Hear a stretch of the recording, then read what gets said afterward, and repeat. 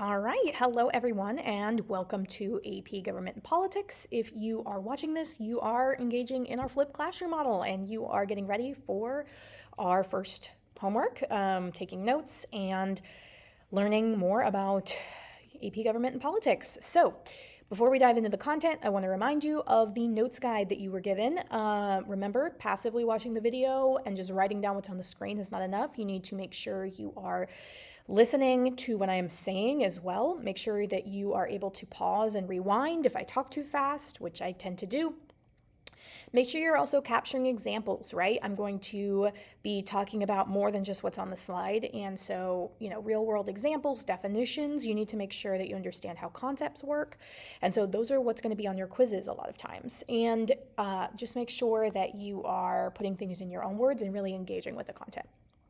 So today we're going to be starting on Unit 1, Foundations of American Democracy. So we're going to be talking about the rules of the game here, which is the ideas that are going to lead to our separation from Britain and the debates that shaped our Constitution. So just for some background context, remember that America started as a British set of British colonies, right?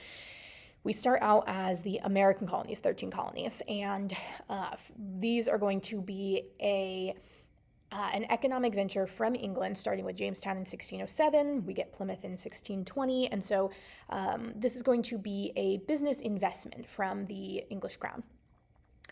We become dissatisfied with the taxation without representation, with salutary neglect, with the mercantilism system of economy that really disadvantages American colonies and puts us in a position to be highly taxed and not have representation in Parliament, right?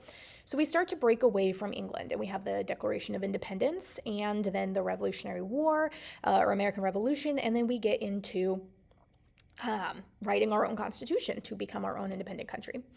So here are some of the ideas that we're going to be covering in this unit. So natural rights, federalism and the 10th Amendment, which limited government, separation of powers, and democracy. Now, you are at an advantage for Unit 1 because you have actually already learned all 5 of those things, whether it's in 8th grade U.S. history or 11th grade U.S. history or a push. And obviously we've slipped since then, so I'm going to have give you a reminder and a review of all of those concepts, but you should have them somewhere in the back of your brain. We're also going to be covering 5 key documents. This is a document-heavy unit. 5 documents: Declaration of Independence, Articles of Confederation, Constitution, Federalist 10, and Brutus 1. And then we're also going to be covering some historical stuff in this unit, a little bit more than any other unit. The history is going to be really important here with the Constitutional Convention, the ratification, Federalists versus Anti-Federalists, and just the ideas that are going to start to shape our Constitution. So let's start with 1.1, the ideals of democracy. So the United States did not just happen, okay? It was designed based on specific philosophical ideals, mainly from the Enlightenment period. And remember, the Enlightenment was this period of philosophical progress where we start to talk about, rights and things like that. And so one of the first ideas that kind of comes up in the Constitution and the United States government in general is natural rights. This is going to show up in our first key document, which we're going to be learning about in class. Which is the Declaration of Independence. Declaration of Independence is the document that separates us from Great Britain and establishes ourselves as our own independent country. Now, after this, we have to still fight the revolution, of course, but this document written by Thomas Jefferson is going to be what really sets us up for independence, and then also establishes kind of the ideals that our country is going to be built on. So freedom, right? John Locke is what's called natural rights: life, liberty, and property. Jefferson kind of adapted that into life, liberty, and pursuit of happiness, right? Which is what we always hear. The government doesn't give you natural rights. They're unalienable. They can't be taken away. And the government's job is to protect those rights and not mess with them. Next up is social contract. Social contract is the idea that we make a deal with society in order to live peacefully and safely in society with others, right? We're going to give up some freedom in order to have some order and protection. For example, we do not have the freedom to drive 100 miles per hour through a school zone. Because as a society, we have agreed that it is more important to be physically safe, especially have children be physically safe, and not get in car accidents, not, run over kids, in exchange for giving up some freedom to drive however fast you want, however reckless you want, right? And you follow those traffic laws not because you love stopping at red lights. I'm not particularly passionate about a red light, but because I want that safety, not only of having other people be safe, but also because they will also stop at that red light and I need to be safe too. So it's that social contract of, okay, you scratch my back, I'll scratch yours. I'll follow the rules if you follow them too. And that's going to show up in the Constitutional Convention, which is led by Washington, and the Constitution, which is mostly written by Madison. And you need to know that document, obviously, and we're going to go over that a lot in this class. Popular sovereignty, this is going to be power to the people. You've heard this term before, and it's the idea that the power of the government comes from consent of the governed, right? If the government starts acting against our will, we have the right to change that government.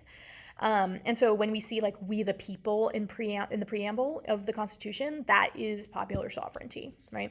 Then we have limited government, and this is what it sounds like. It's just the idea that we do not have an absolute power in our government, right? We are not a country with an all-powerful government. It's restricted by the Constitution through things like separation of powers, checks and balances, federalism, and republicanism, right? Republicanism, remember, is not the Republican Party. It's a system where we elect representatives to make laws for us versus like voting on every single little issue. That would be really inconvenient and difficult. So that kind of brings us to, speaking of voting, types of democracy. 1.2 covers the 3 models of representative democracy. Starting out with what is a democracy? So this is just the people being involved in their government and making choices for the people directly rather than having representatives do it for us. And we have both in America. We are a representative democracy or a democratic republic. And so we have both of those things. And so how does democracy show up? There are 3 different ways. Number 1 is a participatory democracy. And so this is going to be broad participation in politics, civil society, by citizens. It's power to the people, right? Example would be a town hall meeting where local residents show up and they yell at the mayor about the potholes on their street, right? Or a referendum where citizens can vote directly on a law, right? We've had citizens vote directly on bonds for our school district to build things like Lake Belton High School. We had a referendum in Killeen a few years back to legalize small amounts of marijuana rather than letting the legislature decide on that. Then next is pluralist democracy. Pluralist, the word pluralism is the idea of groups, right? And so this is the idea that groups are in charge. Activist groups, non-governmental organizations or NGOs, things like that. No single group is in charge. And so this is where we kind of talk about Federalist 10, right? Federalist 10 is where James Madison argues that factions are inevitable, so you might as well let them compete to kind of cancel each other out. For example, right, like the NRA, which is the National Rifle Association, is pro-Second Amendment versus Everytown for Gun Safety, which is this nonprofit that lobbying for gun regulations. And so neither of them get 100% of what they want. They kind of balance each other's power. That's pluralism.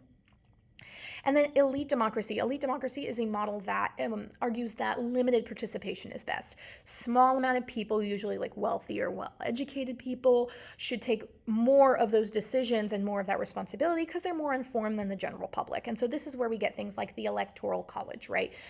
We don't actually vote directly for president, and we'll talk more about that in units 4 and 5, but we vote for electors who then vote for the president. And so the founders did that because they didn't really 100% trust the masses. Most of them couldn't read at that time. And so elite democracy is this idea that like maybe there should be some democracy where only people who are really well informed should be able to participate. Now, which are we, right? All three groups are participatory, or all 3 models, are in the United States. We see participatory, pluralist, and elite democracy in America. Then plural. You need to know, that Federalist 10 is a reflection of pluralist democracy. And so Federalist 10 talks a lot about the factions in America, the mischiefs of faction, and the idea that we should control those mischiefs of faction through allowing groups to kind of balance each other's power or like limit each other's power, basically. This is in contrast to Brutus I, which is another document that we're going to be talking about in class. And we're going to be reading both of these documents and contrasting them because they're effectively opposites. Brutus I actually argues the opposite. It's an anti-federalist document. And we'll talk more about the difference between federalist and anti-federalist on the next slide. But Brutus I is effectively an anti-federalist manifesto, and it argues that the United States as a country would be way too big to be a democracy, even ruled by factions, and it's way too big to have a strong central government. That's the key argument in Brutus I that you need to know, is that it is arguing for a confederacy of states, not a strong central government. And so let's talk about the difference between those two groups. That argument is kind of illustrative of the difference between the Federalists and the Anti-Federalists. So the Federalists and Anti-Federalists were two groups that emerged during the founding of our country in the Constitutional Convention specifically. Constitutional Convention is the meeting that we gather together, Washington's the leader, to write the Constitution, right? And so the Federalists are going to argue for a strong central government. The Anti-Federalists are going to be arguing for a strong state government. Some people you need to know, there is actually 5 names that you need to know which group they were with. Hamilton, Jay, and Madison, you need to know were Federalists. And the reason for that is because they wrote the Federalist Papers. And so you need to know, like, the author of the Federalist Papers were Federalists. That might be important. Versus the Anti-Federalists, which are going to be Patrick Henry and George Mason. And so this is going to be the idea of like the type of people that were Federalists versus Anti-Federalists. Federalists tended to be more like wealthy Northerners, more educated. Anti-Federalists were educated as well, but a lot of them were from the South, and so they had more of an agricultural lens. And that trend is going to obviously continue into like the Civil War and sectionalism, where we get the North and South, or the Union and Confederacy. That trend continues. The Federalists and Anti-Federalists, this is the biggest thing you need to understand right here, this row, is that the Federalists supported ratification of the Constitution, and by extension, they prioritized a strong central government. That is that is the big thing you need to know about the Federalists versus the Anti-Federalists, their viewpoint. Anti-Federalists, on the other hand, right here, were the group that wanted to keep the Articles of Confederation. Now, if you remember, and we'll talk more about this in class, the Articles of Confederation was our first government before the Constitution. The problem with that was there was no president, no army, no courts, federal courts, and no federal taxes. And so it was an extremely weak federal government. Now, that was intentional because the people who wrote the articles were kind of scarred from the whole dictatorship of King George, the tyranny that he, wrought upon America. So they intentionally swung far the other way to kind of give a state power so that we're not ruled by this King George III anymore, or anything like him. The problem is they swung too far in the other direction, and their rebound, so to speak, was a little too far into the state government power, state power, right? And so what ended up happening was they compromised in the end and allowed the Constitution to be ratified, but they did so with the stipulation that there would be a Bill of Rights attached with, some enumerated or written down rights. And then the Anti-Federalists prioritize what we call a confederacy of states, which means the states are in charge and the U.S. is just kind of like a governing body that kind of makes sure that they're all okay and steps in times of like war or things like that. And so the two documents, we already kind of went over this, are Federalist 10 and Brutus I. Federalist 10, Madison is the author here. He argued that a large republic is really better for liberty because it controls the mischiefs of faction, which is what we were just talking about. And in a large country, there's so many different opinions, no one single crazy group can take over. Versus the Anti-Federalists who wrote Brutus I, the author argued that the U.S. was too big to be a republic. He said that once you give the federal government that power, like the power to tax, they're never going to give it back. So kind of like give them an inch, they'll take a mile. And he believed in a remote central government that would destroy personal liberty, should be just absolutely avoided at all costs. You'll notice that I call him the author. We don't actually technically know who Brutus was. There are a couple of theories, and historians are pretty sure they have it between two different people, but for now we just call him Brutus. So we will talk more about the compromises in a later video, but just for right now, just know that the Federalists win, basically. They ratify the Constitution, but the Anti-Federalists get their concession of the Bill of Rights, which are the first 10 amendments to the Constitution. So freedom of speech, freedom of the press in the First Amendment, right to bear arms, all of those. And so remember that we are always going to see this trend in APGov that you'll see a lot, balancing social order, which is very much the Federalist ideal, versus individual liberty, or like safety versus freedom is what we also call that. So that's covered topics 1.1 through 1.3. Make sure your notes are done and summarized in your own words, that you have key words and key vocabulary identified, as well as any questions that you want to ask in class. And when you walk into class, make sure you're ready to take a quiz on what we learned. Bye for now.